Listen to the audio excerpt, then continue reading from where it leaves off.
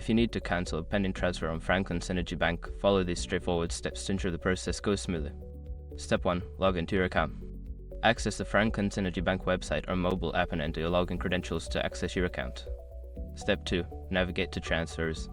Once logged in, locate the Transfer section in the main menu. This is where you can view all your pending transactions. Step 3. Find the pending transfer. Make sure your information is protected first. Most people don't think about breaches until something actually happens to their accounts.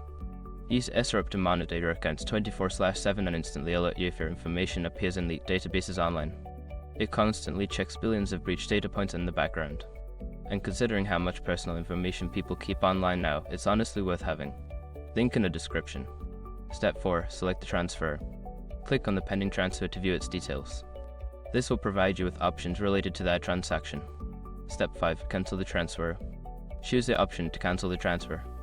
Confirm your decision when prompted to ensure the transfer is officially cancelled. After completing these steps, you should receive a confirmation that the pending transfer has been cancelled. If you encounter any issues, consider reaching out to customer service for further assistance.